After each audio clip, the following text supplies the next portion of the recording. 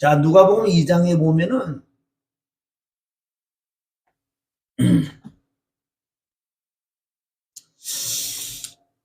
자, 예수 그리스도 오신다는 그 약속의 말씀은 많이 있죠. 에베소서 1장에 보면 창세 전에 바로 예수 그리스도를 보낼 것이다. 사도행전 3장 20절을 통해서 바로 예정은 예수 그리스도를 보내주신다고 사도행전 3장 20절에 말씀했다고요. 자, 그러면 누가복음 1장과 2장을 통해서 우리가 어떤 말씀으로 깨달아야 되느냐. 그래서 어제는 주일날 내가 마리아가 돼야 된다고 말씀하셨고 2장에도 마찬가지예요. 구유통에 누운 그 예수 그리스도가 우리의 표적이다. 표적은 바라봐야 될 줄 믿습니다. 그래서 1장에도 역시 마찬가지야. 예수님을 영접하는 게 있고 영적으로 예수님을 낳는 게 있고 2장에도 마찬가지예요. 그럼 예수님이 난 것처럼 마리아를 통해서 영접을 해서 난 것처럼 나도 예수 그리스도 영접을 이 크리스마스가 예수님 탄생하는 것이 내 안에서 탄생해야 될 줄 믿습니다. 그래서 1장에도 동일한 말씀이 있어. 1장의 영접, 예수님을 낳고 2장에 예수님을 영접하고 2장에 예수님을 낳고 3장에는 말은 세례를 받는 거예요. 세례는 철저하게 우리 육이 죽었다는 십자가에 못 박혀 죽었다는 그 진리가 믿어지는 믿음이 될 때만 하나님의 영이 성령이 임해서 마태복음 4장을 통해서 이제는 일을 하시겠다는 거예요. 누가복음 4장에 마찬가지죠. 누가복음 4장에는 하나님의 영이 임하여 바로 마귀하고 전쟁해 나가는 거예요. 마귀하고 싸우면요. 말씀 싸움이라는 말씀. 마귀하고 싸워서는요. 우리가 싸울 필요가 없는 것은 그래서 에베소 6장을 통해 너는 전신갑주를 입으라. 전신갑주를 입어야지만 이긴다고 말씀했어요. 자, 그러면 누가복음 1장에도 아주 중요한 단어들이 나온다고요. 천사가 나오고 사가라가 나오고 엘리사벳이 나오고 마리아가 나오는데 우리는 누가 돼야 돼요? 역시 마리아가 돼야 된다는 거예요. 자, 그러면 누가복음 1장을 통해서 사가라와 엘리사벳은 그 조상들이 대제사장 아론의 후손들이라는 거예요. 그래도는 주님을 말씀을 믿었고 의롭다고 하나님의 의인이라고 인정했다는 거예요. 2장에도 동일하게 의인이라는 사람이 등장한다고요. 안나라는 여인은 몇 살에 시집 갔는 건 모르죠. 시집 가서 7년 동안 살다가 남편이 소천하면 가보가 된 지 80년 됐대요. 그럼 그 나이가 100살 정도 됐다는 거예요. 그 안나는 선지자로서 예수 그리스도 보자마자 하나님을 찬양하는 엄청난 그 희열에 찬 찬양을 하고 있다는 거예요. 그리고 시므온이라는 사람이 있는데 또 이 사람도 의롭고 경건한 사람이에요. 그는 하나님의 성령이 임해 있는 사람이랬어요. 참 우리가 그건 또 희한하죠. 예수 그리스도가 십자가 못 박혀 죽으시고 부활해서 승천하고 나는데 성령이 임한다고 우리 알고 있었지만 성령은 그때도 있어요. 누가 이게? 시므온이라는 사람에게 성령이 임해서 성령이 뭐라 그래요? 주 그리스도를 보기 전에는 너는 죽지 아니하노라. 그래서 구약의 그 율례대로 자녀를 낳으면 8일 만에 할례를 받고 그리고 예수님도 동일하게 그 마리아와 요셉이 그 성전에 올라가서 그렇게 시므온이 보는 순간에 예수를 알았어요. 구세주 구원이라는 것. 이스라엘의 구원자라는 걸 깨닫고 난 다음에 이제 하나님 나를 놓아달라고. 하나님의 약속은 틀림없이 우리에게 이루어질 줄 믿습니다. 자, 우리가 2장에 보면은 아주 중요한 것은 3절에 보면 2장 3절에 보면 모든 사람이 호적하러 각각 고향으로 돌아가매 마리아는 나사렛에서 잉태를 했어요.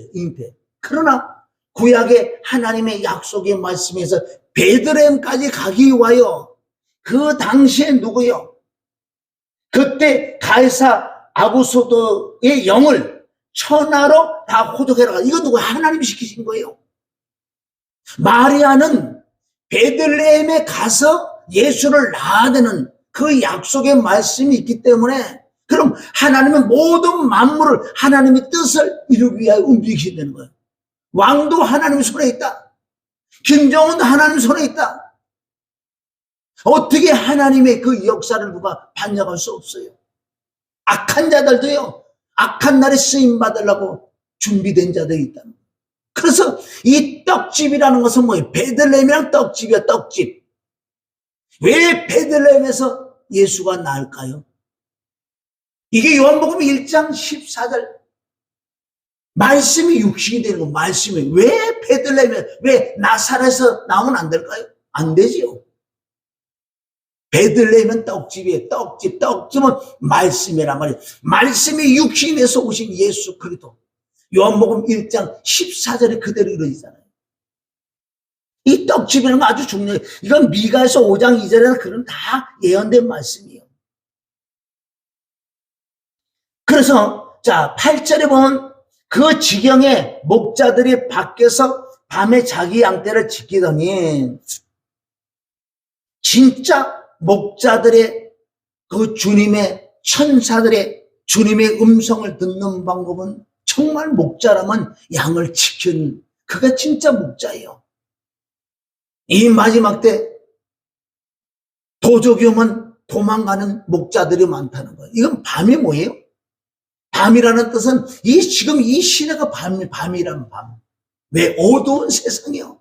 마지막 세상은 최첨단으로 달려가지만 AI라는 상상할 수 없는 그런 이 사람으로 말미암아 만든 악한 마귀 사단들이 엄청나게 개입된 거죠.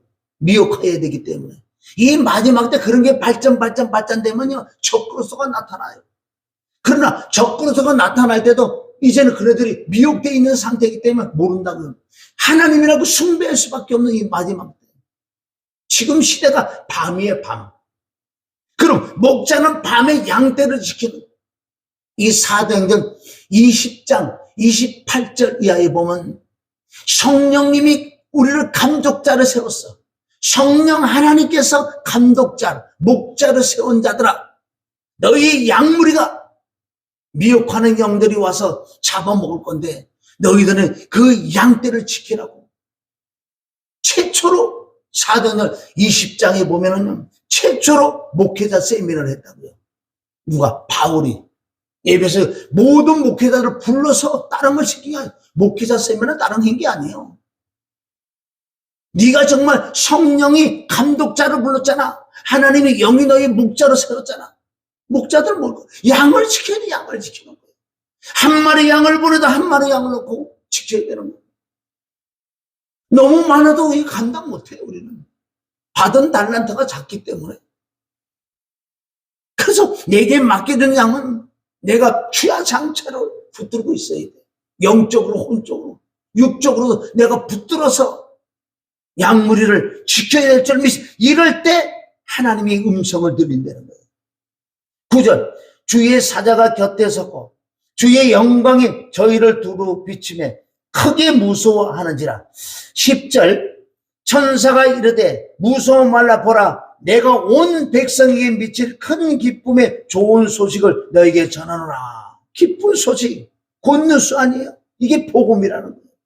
11절, 오늘날 다윗의 동네에 너희를 위하여 구주가 나셨으니 곧 그리스도주라. 그리스도는 주인 줄 믿습니다.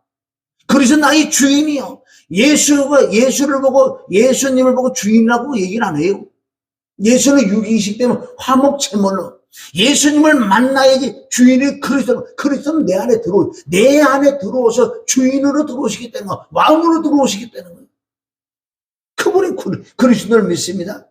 그래서 오늘 말씀 제목 12절에 있어요. 너희가 가서 강보에 쌓여 구유에 누인 아기를 보리니 이것이 너희에게 표적이라 하더라. 표적. 응? 왜 예수 그리스도를 잉태해서 출생을 했는데, 낳았는데, 왜 구유통에 예수님을 넣겨놨을까요? 해피로의 구유통. 그 지피고 푹신푹신하게 좋은데 왜 딱딱한 구유에 연나는 거예요? 구유라는 건 뭐예요? 짐승이 먹는 밥통. 왜 짐승이 먹는 밥통에 예수님을 놔두실까? 짐승인 내가 예수님을 먹어야 돼. 그 요한복음 6장 47절부터 57절에 내 살과 내 피를 먹고 마셔야 된다는 거예요. 짐승인 내가 예수님을 먹고 마셔야지만은 내가 사람이 된다고. 창세기 5장 1절부터 사람은 누가 사람인가? 하나님 모양 하나님의 형상대로 지음을 받은 그 피조물을 사람이라고 한다. 그래서 나는 엄마 배에서 태어나면서부터 짐승으로 태어난다고요. 짐승으로 태어난 내가 예수 그리스도를 영접을 해야 돼. 예수 그리스도 영접은 들어오세요 하고 들어오시는 게 아니고 정확하게 예수님의 피와 죽음과 부활을 그 진리의 말씀이 믿어지는 믿음이 될 때만 그분이 내 안에 들어오시기 때문에. 왜? 나는 죄가 없기 때문에. 죄 없는 자에게 들어가기 때문에.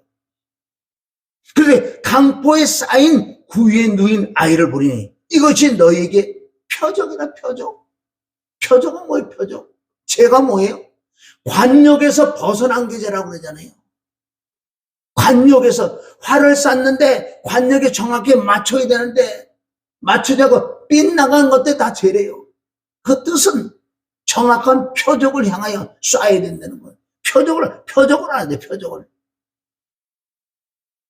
그래서 저와 여러분이 강포에 누인, 구유에 누인 예수 그리스도를 먹고 마셔야 돼. 성경은 다 나에 대한 기록이기 때문에 어디 말씀을 찾아도 다 예수 그리스도의 피, 죽음, 부활, 승천. 그 예수 그리스도가 내 안에 성령으로 오신 줄 믿습니다. 그 이름 예수님의 이름으로 오셨단 말이에요. 예수님의 이름으로. 그럼 이 표적이 무슨 표적인가? 예수님의 표적이, 예수님의 표적은 뭐예요? 예수님이 이 땅에 와서 하신 일은 뭐냐고. 우리가 다 알고 있잖아요. 아는데 믿어져야지. 예수 그리스도의 피와 죽음과 부활이라는데, 그러면 성경적으로 보자는 거, 피가 표적이고 죽음이 표적이고 부활이 표적이라는 걸, 그 말씀을 찾아내야지. 표적은 예수 그리스도예요. 이 표적이 믿어져야지만 그리스도가 내 안에 들어오시는 거. 기쁘다, 구주 오셨네. 내 안에 오셔야 기쁘지. 거듭나야 기쁘지. 하나님의 아들이니까 기쁘지. 하나님이 나를 인정해줘야 기쁘지.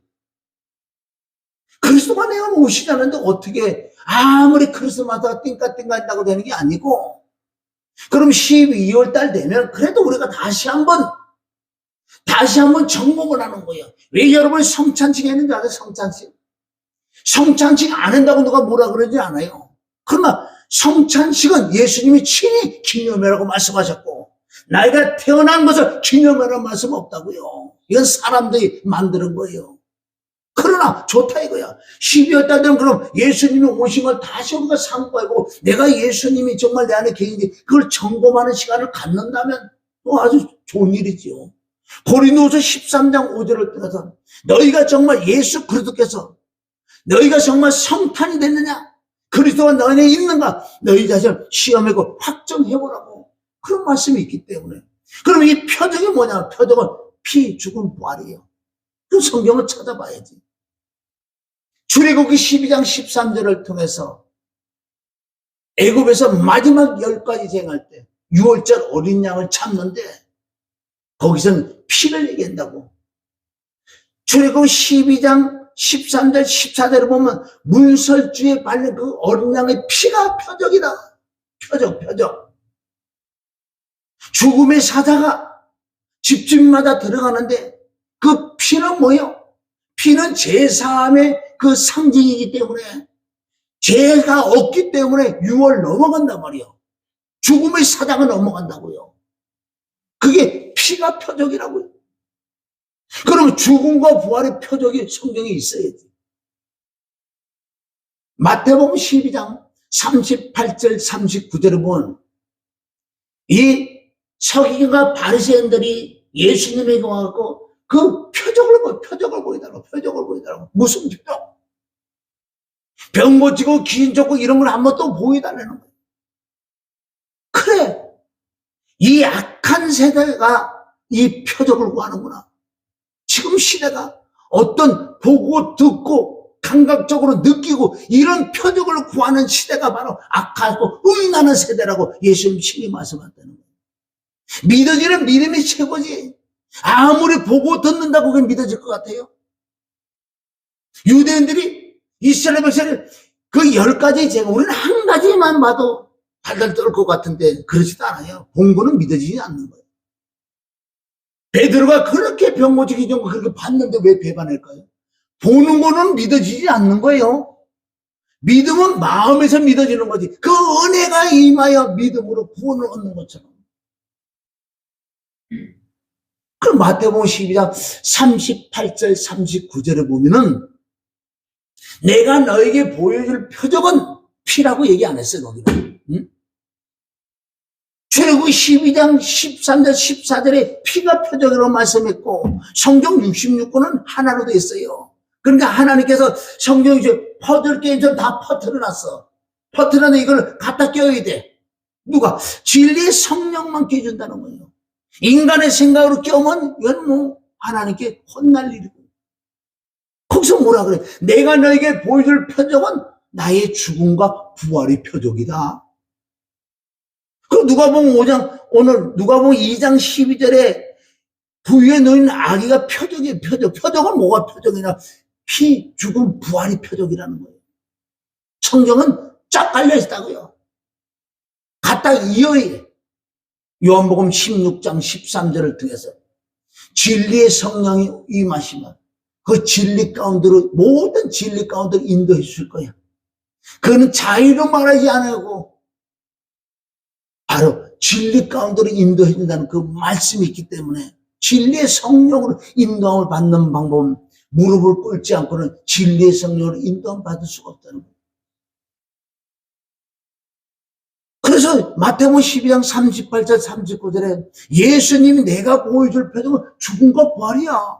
십자가와 피와 죽음과 부활이야. 뭘 보여달라 그래? 너희가 병 고치고 기냐고 이걸 너희가 구원받을 것 같으냐? 그걸 말씀하신다고요. 표적은 피와 죽음과 부활인 줄 믿습니다. 그리고 또 요한복음 2장 18절 19절에 장로들이 바리새인들이 그 표적을 보여달란다고 또. 그 표적을 보여달라고 그래. 거기서 말하는 표적도 뭐냐? 네가 성전을 날 죽이라는 거. 날 죽여. 내가 3일 만에 성전을 세울게. 그게 부활 아니에요? 거기도 정확하게 피와 죽음과 부활이 표적인 줄 알아요. 표적. 이 표적을 우리가 깨달아야 돼. 그런 성경 66권의 이 표적이 창세기 1장 1절부터 다 퍼져 있다는 거예요. 창세기 1장 2절에도 예수님의 그 표적이 그 위에 누운 예수 그리스도의 표적이 그 안에 창세기 1장 2절에 들어있고 수없이 많지. 그래서 예수 그리스도의 표적이 내 이 표적을 봐라.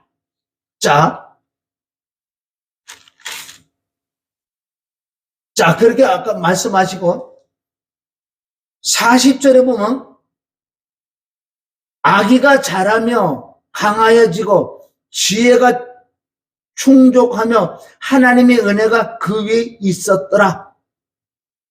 저와 여러분이 정말 예수 그리스도를 영접을 했어요? 진짜 거듭이 났어요? 거듭이 났으면 1장 80절에 요한도 동일하게 뭐라고 말씀하는 줄 알아요? 그 요한도 아이가 자라며 심령이 강해지며 이스라엘에게 나타나는 날까지 빈들에 있었다. 우린 자라나야 돼. 심령이 강하여진다는 거예요. 마음이 담다다. 믿음이 들어온다는 거예요.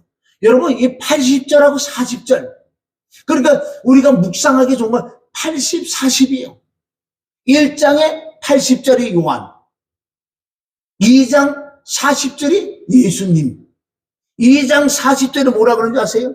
이 예수님 아이가 자라며 강하여지고 지혜가 충족하면 하나님의 은혜가 그 위에 있었더라. 이게 40절이에요. 40절과 80절. 그럼 금방 우리가 묵상되잖아요. 여기서 끝이 아니라 예수님은 바로 52절에 뭐라 그랬어요? 예수는 그 지혜와 그 키가 자라며 하나님과 사람에게 더 사랑스러워 하시더라. 여기서 중요한 말씀, 왜 하나님과 사람이라 그랬을까요?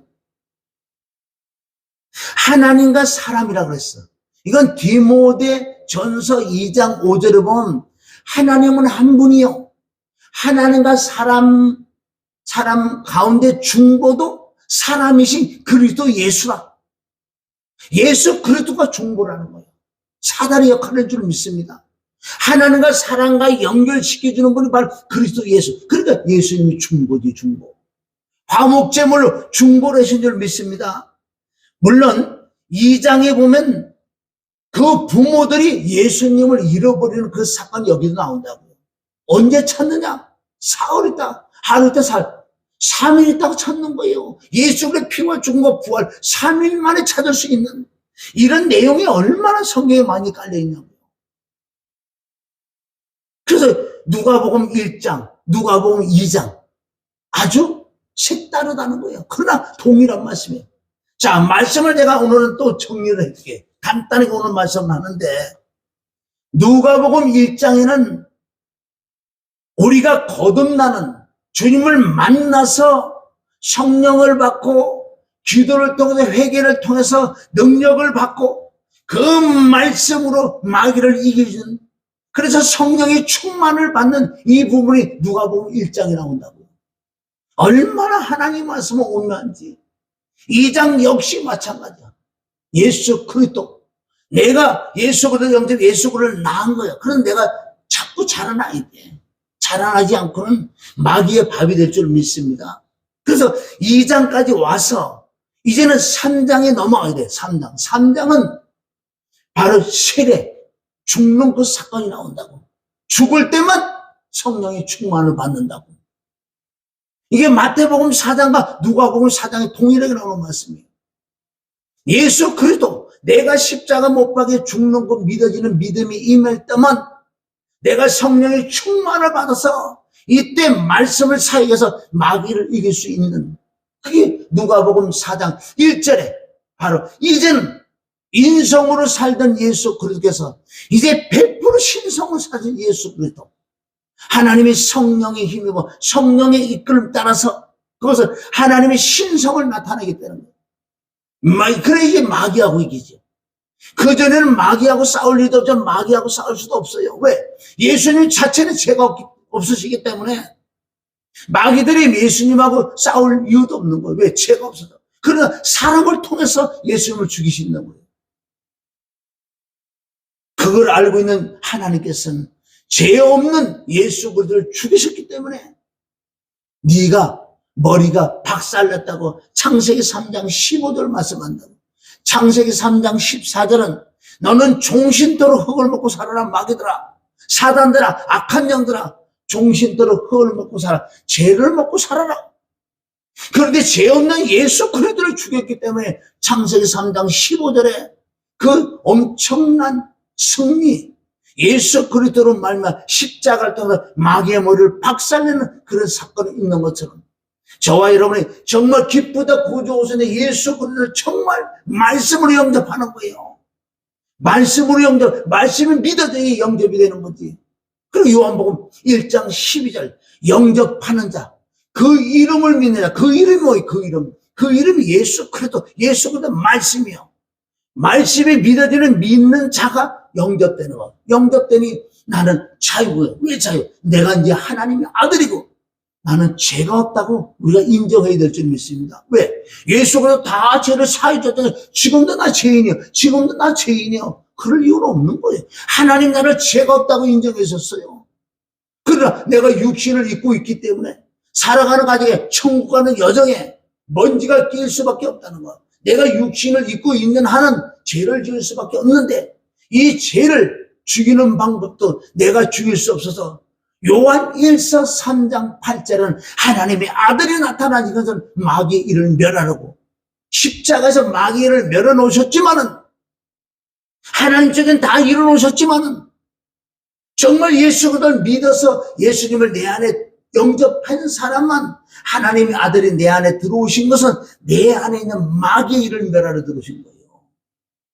그래서 마귀의 일을 멸해야지만 내가 점점 하나님의 아들로서 거룩한 성도로서 하나님의 의를 이루는, 하나님 나를 의롭다고 하셨기 때문에 의로운 삶을 살아야 될 줄 믿으면 그게 바로 거룩함을 얻었다고 하잖아요. 기쁘다 구주 오셨네. 누가복음 1장과 2장을 통해서 그 표적을 내가 먹어야 되는 거예요. 그 살과 피를 먹고 마실 때, 믿어질 때 그것은 믿음이라고 하는 거예요. 성찬식 아무리 해보세요. 영접이 되나. 정확히 진리의 말씀은 요한복음 6장 47절 나와 있어요. 47절의 답이에요. 네. 그 예수 그리스도를 영접할 살과 피를 먹고 마시는 것을 믿는 거래. 믿는 거. 믿어지는 믿음. 에베소서 2장 8절에 바로 그 은혜로 인하여 믿음으로 말미암아 구원을 얻은 것은 철저하게 믿어지는 믿음이 되어야 될 줄 믿습니다. 에베소 3장 8절 9절에도 바로 그리스도를 믿음으로 하나님께 난 의라는 거예요. 그리스도를 믿어지는 믿음이 임할 때 하나님이 나를 의롭다고 인정해 주는 거예요. 그럼 의롭다고 하는 그 의를 가지고 우리가 살아야 돼요. 나는 의로워. 왜 맨날 죄인이라고 맨날 제하고 살아요? 우리 살아가면 죄를 짓는 건 빨리빨리 예수님의 보혈로만 자백을 해서 자꾸자꾸 털어내면 되는 거고. 그러나 성경 말씀 내가 정말 영접해 나는 의인이라니까, 의롭다니까. 이걸 자꾸 인정해야 될 줄 믿습니다. 요한복음 19장 30절 나는 다 이뤘다. 나는 너를 위하여 십자가 못 박혀 피 흘려 죽고 부활함으로 너와 함께 너는 죄가 없어. 죄가 없기 때문에 내 아들이야. 그러나 나는 하나님의 아들이요. 죄 없는 자가 하나님의 아들이요. 성령을 받았기 때문에 성령 받은 자는 성령은 하늘에서 오셨기 때문에 에베소서 3장 20절에 하늘나라에 심권이 있고 또 예수 그리스도 오시는 날 내가 부활할 줄 믿는다고 에베소서 바로 3장 21절을 말씀하시고 에베소서 4장 3절을 통해서 내 이름이 생명록에 기록된 그것을 우리가 믿음으로 인정하고 신하고 선포해야 될 줄 믿습니다. 그래 기쁘다 구주 오셨네가 이게 맞는 거예요. 아무리 반짝반짝 해놓고 아무리 선물 주고 아무리 웃고 해도 소용이 없는 거예요. 우리가 근본 뜻을 알고 내년 12월 달에 또 크리스마스를 맞이는데 날짜가 중요한 게 아니에요.